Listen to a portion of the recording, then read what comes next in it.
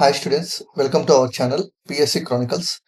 So మనకు తెలుసు, మన ప్రతిరోజు Telugu plus English news papers plus పిఏబిలో వచ్చే top articles exam point of వ్యూలో ఎక్కువ ఏవైతే వస్తాయో వాటిని డిస్కస్ చేస్తున్నాము. అంటే వచ్చే ఛాన్సెస్ ఎక్కువ ఏవైతే ఉంటాయో అవి డిస్కస్ చేస్తున్నాము. ఇది ఈరోజు top current affairs list. So ఈరోజు వచ్చిన ఇష్యూస్ ఏంటంటే, first dedicated rare earth corridors topic ఒకటి, second defence related BrahMos missile, next 3 వచ్చి స్కీమ్స్ సంబంధించి. ఇక్కడ 6th వన్ చూడండి, Jonnagiri gold project AP related, but మిగతా స్టేట్స్ అదే తెలంగాణ వాళ్ళు కూడా ఇది చూసుకోండి ఒకసారి. Next section 69 IT act. So ఒక్కొక్క టాపిక్ చూద్దాము. First dedicated rare earth corridor. అంటే ఫస్ట్ మనకు న్యూస్లో ఏముందంటే, గనుల శాఖ మంత్రి, ఆంధ్రప్రదేశ్ గనుల శాఖ మంత్రి కొల్లు రవీంద్ర గారు ఏమని చెప్పారంటే, రాష్ట్రంలో లభించే beach sand, rare earth minerals సద్వినియోగం చేసుకోవడానికి ఏపీ టైటానియం స్ట్రాటజిక్ మినరల్ మిషన్స్ని ప్రభుత్వం ఆరంభించింది. ఏపీ టైటానియం స్ట్రాటజిక్ మినరల్స్ మిషన్ని ఏపీ ప్రభుత్వం ఆరంభించింది. సో ఇది ఏంది, ఈ మిషన్ అనేది మనం తర్వాత చూద్దాము. ఫస్ట్ అసలు రేర్ ఎర్త్ మినరల్స్ ఏంది, అసలు ఈ స్కీమ్ ఇంటర్లింకింగ్ ఏమిటో చూద్దాము. మనము ఈసారి బడ్జెట్ 2026-27 యూనియన్ బడ్జెట్లో గవర్నమెంట్ ఒక ఇనిషియేటివ్ లాంచ్ చేసింది. ఏమంటే రేర్ ఎర్త్ కారిడార్స్ అని చెప్పాను. రేర్ ఎర్త్ కారిడార్స్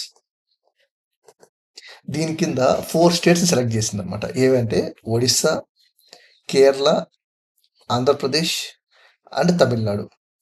సో వీటిని ఇక్కడ రేర్ ఎర్త్ మినరల్స్ దొరుకుతాయి, వాటిని మైనింగ్ ప్రాసెసింగ్ అన్ని చేసేకి వాటిని సపోర్ట్ చేయాలని చెప్పని ఈ మిషన్ లాంచ్ చేసింది. రేర్ ఎర్త్ కారిడార్స్ అని చెప్పని దాని కింద 4 స్టేట్స్ సెలెక్ట్ చేసింది: ఒడిస్సా, కేరళ, ఆంధ్రప్రదేశ్, తమిళనాడు. సో ఇది ఈరోజు ఆంధ్రప్రదేశ్ సంబంధించిన న్యూస్ కాబట్టి అసలు ఆంధ్రప్రదేశ్ ఎందుకు సెలెక్ట్ చేసిందో చూద్దాము. ఇండియాలో దొరికే టోటల్ మోనోజైట్ రిజర్వ్స్లో 30-35% మన ఆంధ్రప్రదేశ్లో ఉందన్నమాట. దాని పేరు మోనోజైట్ రిజర్వ్స్. మోనోజైట్ రిజర్వ్స్ ఇండియాలో దొరికే టోటల్ 30-35% ఆఫ్ మోనోజైట్ రిజర్వ్స్ మన ఏపీలో ఉందని. ఎక్కడంటే మేజర్గా వైజాగ్ నుంచి శ్రీకాకుళం వరకు. సో దీన్ని మనం కమర్షియలైజ్ చేసేకి ఏపీని కూడా సెలెక్ట్ చేశారు, డెడికేటెడ్ రేర్ ఎర్త్ కారిడార్. ఇక్కడ మీరు గుర్తుపెట్టుకోవాల్సింది ఏమంటే, first dedicated rare earth corridor కింద ఏ స్టేట్ సెలెక్ట్ చేశారు: ఒడిస్సా, కేరళ, ఆంధ్రప్రదేశ్ అండ్ తమిళనాడు. సో ఆంధ్రప్రదేశ్ ఎందుకంటే ఏ మినరల్ వల్ల అంటే మోనోజైట్ రిజర్వ్స్ వల్ల మెయిన్ అనమాట. ఎక్కడ దొరుకుతుంది? Vizag, Srikakulam belt.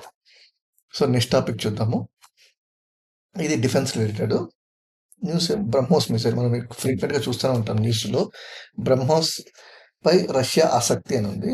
So news ఏంటో చూద్దాం. సూపర్ సోనిక్ క్రూజ్ క్షిపణి బ్రహ్మోస్ను తమ సైన్యంలో చేర్చుకోవడానికి రష్యా ఆసక్తిగా ఉందని బ్రహ్మోస్ ఏరోస్పేస్ చీఫ్ వ్యాఖ్యానించారు. ఇక్కడ వర్డ్స్ చూడండి: సూపర్ సోనిక్ ఫస్ట్ది, సెకండ్ క్రూజ్ క్షిపణి, ఇంగ్లీష్లో అంటే cruise missile, third BrahMos aerospace. So ఇప్పుడు ఈ పదాలు గుర్తుపెట్టుకోండి: super sonic, cruise missile, BrahMos aerospace. First అసలు బ్రహ్మోస్ మిజైల్ ఏమంటే, BrahMos missile is super sonic cruise missile. మనం డిస్కస్ చేసాం, సబ్సోనిక్ అంటే ఏంది, సూపర్ సోనిక్ అంటే ఏంది, హైపర్ సోనిక్ అంటే ఏంది. సబ్సోనిక్ అంటే లెస్ దెన్ స్పీడ్ ఆఫ్ సౌండ్తో ట్రావెల్ చేసేదాన్ని సబ్సోనిక్ అంటారు. సూపర్ సోనిక్ అంటే సౌండ్ కంటే 3-5 రెట్లు ఎక్కువ వేగంతో పనిచేసే సూపర్ సోనిక్. హైపర్ సోనిక్ అంటే గ్రేటర్ దెన్ 5 అంటే మ్యాక్ 5, దాన్ని హైపర్ సోనిక్ అంటారు. So BrahMos a type of missile అంటే సూపర్ సోనిక్ క్రూయిజ్ మిజైల్. ఎగ్జామ్లో డైరెక్ట్గా అడిగిన రోజులు కూడా ఉన్నాయి. BrahMos which type of missile అని చెప్పి కింద ఆప్షన్స్లో supersonic cruise missile, super sonic ballistic missile, subsonic cruise missile, subsonic ballistic missile అంటారు. ఆన్సర్ ఏమంటే supersonic cruise missile. First point ఏంటి, BrahMos is a supersonic cruise missile. ఎవరు develop చేశారంటే India and Russia. ఇది joint venture project అనమాట. India and Russia combinedly joint BrahMos missile. So దాని నేమ్ని ఇండియాలోని బ్రహ్మపుత్ర రివర్, రష్యాలోని మొస్కావా రివర్స్ రెండు కలిపి బ్రహ్మోస్ మిసైల్ అని పెట్టారు. సో స్పీడ్ చూడండి, మ్యాక్ 2.8 to 3.0 అంటే సూపర్ సోనిక్. మేజర్గా గుర్తుపెట్టుకోవాల్సింది, దీని టార్గెట్ ఇనిషియల్గా బ్రహ్మోస్ టార్గెట్ 290 కిలోమీటర్స్. లేటర్ అది 500 కిలోమీటర్స్ వరకు తీసుకెళ్లారు. ప్రజెంట్ అనఫిషియల్ రిపోర్ట్స్ ప్రకారం 800 కిలోమీటర్స్ అంటున్నారు కానీ, బట్ అది ఇంకా క్లారిటీ లేదు. మీరైతే ఈ 290 కిలోమీటర్స్ నుంచి 500 కిలోమీటర్స్ అని గుర్తుపెట్టుకోండి. సో ఒకసారి చూసుకోండి, బ్రహ్మోస్ అనేది ఏ టైప్ ఆఫ్ మిజైల్ అంటే సూపర్ సోనిక్ క్రూయిజ్ మిజైల్. దాని స్పీడ్ ఎంత అంటే మ్యాక్ 2.8 టు 3.0. ఎవరు డెవలప్ చేశారంటే India and Russia. So super sonic అంటే క్లియర్ అయింది కదా. నెక్స్ట్ ఫస్ట్ క్రూయిజ్ మిజైల్ అంటే చూడండి, మనకు 2 టైప్స్ ఆఫ్ మిజైల్స్ ఉంటాయి. ఒకటి క్రూయిజ్, 2 బ్యాలిస్టిక్. బ్యాలిస్టిక్ మిజైల్ అంటే సింపుల్గా చెప్పాలంటే, ఫర్ ఎగ్జాంపుల్ మనం ఒక స్టోన్ని ఆకాశం పైకి విసిరేసామనుకోండి, అది గ్రావిటీ వల్ల ఆటోమేటిక్గా కింద పడిపోతుంది. అలా వర్క్ చేసే missiles ballistic missile. Cruise missiles అంటే ఫర్ ఎగ్జాంపుల్ పైలట్ లేని ఒక ఎయిర్ క్రాఫ్ట్ ట్రావెల్ చేస్తే ఎట్లా ఊహించుకుంటే అది క్రూయిజ్ మిసైల్ అనమాట. సో ఇది నెక్స్ట్ బ్యాలిస్టిక్ మిసైల్ ఏంది, క్రూయిజ్ మిసైల్స్ ఏంది, మనం త్వరలో సైన్స్ అండ్ టెక్నాలజీకి ఒక సిరీస్ లాగా లాంచ్ చేస్తాము. అప్పుడు ఇంకా క్లియర్గా ఎక్స్ప్లెయిన్ చేస్తాను. ఫస్ట్ అయితే గుర్తుపెట్టుకోండి, BrahMos is a supersonic cruise missile developed by India and Russia. It has a speed of Mach 2.8 to 3.0. దీనికి రేంజ్ వచ్చి 290 kilometres to 300 kilometres to 500 kilometres వరకు ఉంటుంది అనమాట. సో నెక్స్ట్ టాపిక్ చూద్దాము. పిఎంజిఎస్వైలో రూపాయలు 422 కోట్లతో రోడ్లు వంతెన పనులకు కేంద్రం అనుమతులు. ఒకసారి న్యూస్ చూడండి. ప్రధానమంత్రి గ్రామీణ్ సడక్ యోజన 2026-27 సంవత్సరానికి రాష్ట్రంలో 422 కోట్లతో రహదారుల వంతెన నిర్మాణానికి కేంద్రం గ్రామీణ మంత్రిత్వ శాఖ ఆమోదించింది. సో మనకి ఎగ్జామ్ పాయింట్ ఆఫ్ వ్యూ ఇవంతా అవసరం లేదు. ఫస్ట్ ఈ స్కీమ్ మనం ఆల్రెడీ చాలాసార్లు డిస్కస్ చేసుకున్నాము.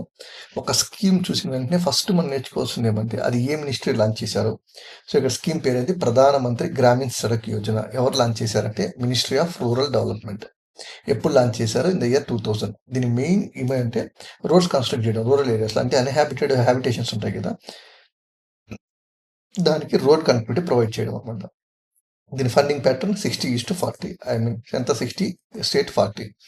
So present already three phases అయింది, అంటే ఎక్స్టెండ్ చేస్తూ వెళ్తున్నారు స్కీమ్ని. ప్రజెంట్ ఇప్పుడు పిఎంజిఎస్వై 4 స్టేట్ నడుస్తుంది అనమాట.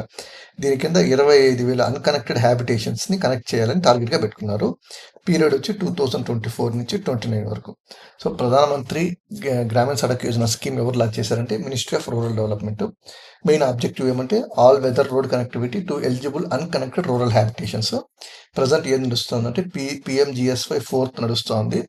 దాని కింద 25,000 అన్కనెక్టెడ్ హ్యాబిటేషన్స్ని రోడ్స్ వేయడం దీని యొక్క ఆబ్జెక్టివ్ అనమాట. ఇది ప్రధానమంత్రి గ్రామీణ సడక్ యోజన. నెక్స్ట్ వచ్చి ఇది కూడా ఏపీ రిలేటెడ్.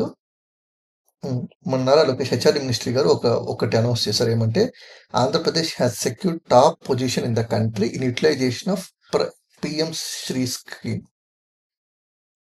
శ్రీ స్కీమ్ అని అనౌన్స్ చేశారు. సో అసలు మనం ఇక్కడ చూడాల్సింది అసలు పిఎం శ్రీ అంటే ఆంధ్రప్రదేశ్ ర్యాంక్ ఏంటి, అదంతా కూడా ఎగ్జామ్ పాయింట్ ఆఫ్ వ్యూ అవసరం లేదు. పిఎం శ్రీ స్కీమ్ అంటే ఏమైనా ఇంపార్టెంట్ అనమాట. పిఎం శ్రీ స్కీమ్ అంటే ప్రధానమంత్రి schools for rising India. So మనం ఇందాక కూడా అనుకున్నాం, ఒక స్కీమ్ వచ్చిన వెంటనే ఫస్ట్ మనం చేసుకోవాల్సింది అది ఏ మినిస్ట్రీ లాంచ్ చేశారంటే మినిస్ట్రీ ఆఫ్ ఎడ్యుకేషన్.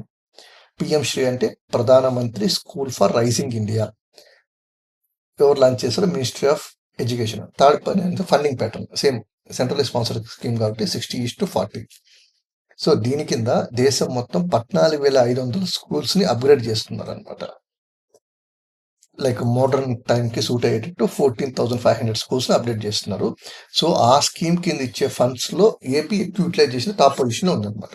సో మీరు గుర్తుపెట్టుకోవాల్సింది పిఎం శ్రీ అంటే ప్రధానమంత్రి schools for rising India, centrally sponsored scheme, ministry of education. ఎన్ని స్కూల్స్ అప్గ్రేడ్ చేస్తారంటే 14,500.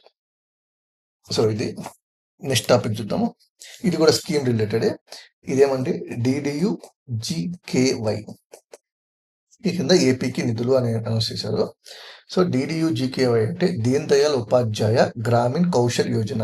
దీన్ దయాళ్ ఉపాధ్యాయ గ్రామీణ్ కౌశల్ యోజన అంటే ఇదేమంటే ఇది ఫస్ట్ స్కీమ్ వచ్చి మనం ఏమనుకున్నాం, ఫస్ట్ ఏ మినిస్ట్రీ లాంచ్ చేశారు, ఇది కూడా ఒకటి ministry of rural development. Ministry of rural development ఇందాక కూడా మినిస్ట్రీ ప్రధానమంత్రి గ్రామీణ సడక్ యోజన కూడా మినిస్ట్రీ ఆఫ్ రూరల్ డెవలప్మెంట్. అదే PM Shri school ministry of education. Scheme పేరు ఏం పేరు, దీన్ దయాళ్ ఉపాధ్యాయ గ్రామీణ్ కౌశల్ యోజన. దీని కింద ఏమంటే స్కిల్ ట్రైనింగ్ ఇవ్వడం అనమాట. ఈ మెయిన్ యొక్క ఆబ్జెక్టివ్ స్కిల్ ట్రైనింగ్ ఇనిషియేటివ్. ఇది ఒకటి చాలా అర్థం, ఇది సరిపోతుంది ఎగ్జామ్ పాయింట్ ఆఫ్ వ్యూలో. మీరు ఇంకోటి గుర్తుపెట్టుకోవాల్సింది ఏమంటే ఈ స్కీమ్ని ఎప్పుడు లాంచ్ చేశారంటే September 25th, 2014. ఈ September 25th అనే డే ఇంపార్టెంట్, ఎందుకంటే మనం ఆ రోజే అంత్యోదయ దివాస్ అని సెలబ్రేట్ చేసుకుంటాం. ఎగ్జామ్లో ఒకసారి డేస్ కూడా అడుగుతారు. సో అంత్యోదయ దివాస్ ఏ రోజు సెలబ్రేట్ చేసుకుంటారంటే September 25th అనమాట. సో ఆ రోజు ఎవరు బర్త్డే అంటే పండిత్ దీన్ దయాళ్ ఉపాధ్యాయ. సో చూడండి స్కీమ్ పేరు ఏంటంటే దీన్ దయాళ్ ఉపాధ్యాయ గ్రామీణ కౌశల్ యోజన. ఇది ఒక స్కిల్ డెవలప్మెంట్ ఇనిషియేటివ్ రూరల్ ఏరియాస్లో. ఎవరు లాంచ్ చేశారంటే మినిస్ట్రీ ఆఫ్ రూరల్ డెవలప్మెంట్. ఈ స్కీమ్ ఎప్పుడు లాంచ్ చేశారంటే సెప్టెంబర్ 25th 2014. సెప్టెంబర్ 25th యొక్క ప్రాముఖ్యత ఏమంటే అంత్యోదయ దివాస్. చూడండి ఎగ్జామ్ పాయింట్ ఆఫ్ వ్యూ ఎలా అడుగుతారంటే Deen Dayal Upadhyaya Grameen Kaushal Yojana is mainly associated with which objective? Rural skill training. So next topic చూద్దాము. Jonnagiri gold project. ఇది ఏపీ రిలేటెడ్, కానీ ఏ ఎగ్జామ్ అడిగే ఛాన్స్ ఉంది. ఎందుకంటే ఇండిపెండెన్స్ తర్వాత ఒక first private gold mining project ఇది ఆంధ్రాలో లాంచ్ చేస్తున్నారు. Private gold mining project after independence తర్వాత. అంటే మనం అనుకోవచ్చు కేజీఎఫ్ కోలార్ గోల్డ్ ఫీల్డ్స్ అది ఇండిపెండెన్స్ కంటే ముందు నుంచి ఉంది.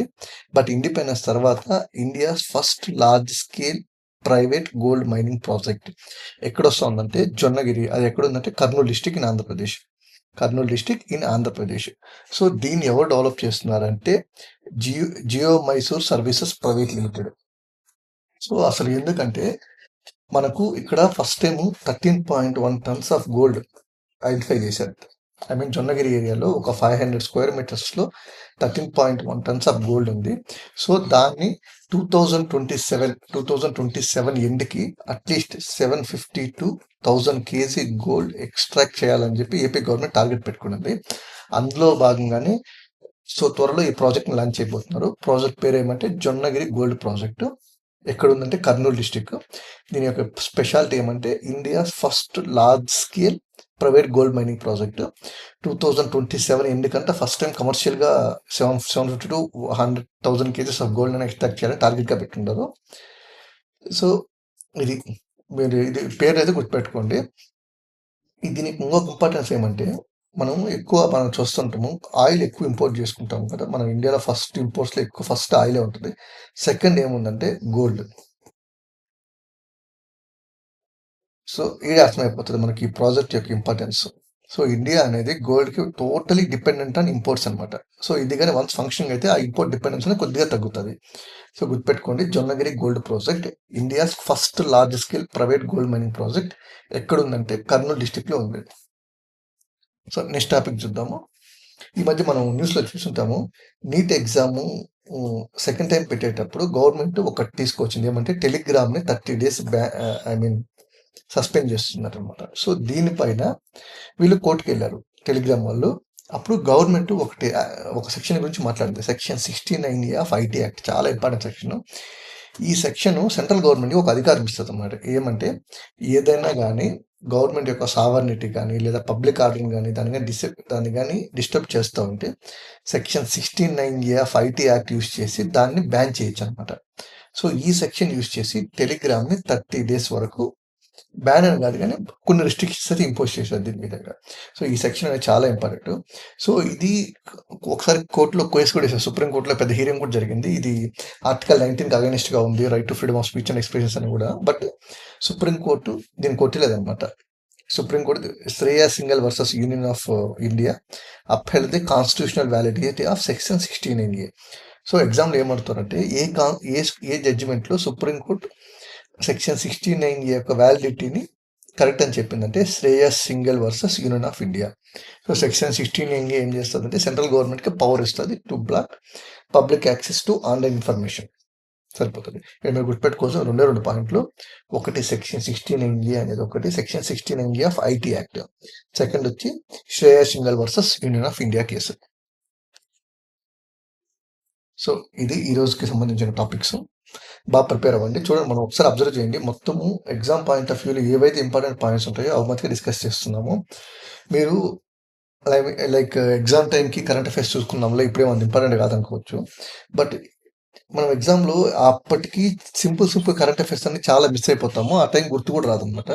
సో కరెంట్ అఫైర్స్ అనేది లైక్ ఒక డైలీ రొటీన్ లాగా అయిపోవాలి. అప్పుడే మనకి ఎగ్జామ్లో ఎడ్జ్ ఉంటుంది. సో అందుకు కరెంట్ అఫైర్స్ ఏ రోజు ఆ రోజు కంప్లీట్ చేసుకోండి. నేను ఈ ఛానల్ ఒకదాని మీదే రిలే అవ్వమని చెప్పట్లేదు. ఈ ఛానల్ మెయిన్ ఏమంటే exam point of view mostly reflect అయ్యే టాపిక్స్ మట్టుకే కవర్ చేస్తాం. మీరు ఇంకా వేరే సోర్సెస్ కూడా యూజ్ చేసి ప్రిపేర్ అవ్వచ్చు. బట్ నా సజెషన్ ఏమంటే కరెంట్ అఫైర్స్ మటుకు ఒక డైలీ రొటీన్లో పార్ట్ చేసుకోండి. అప్పుడే మీకు ఎగ్జామ్లో ఎడ్జ్ ఉంటుంది. Okay, thank you. Prepare well.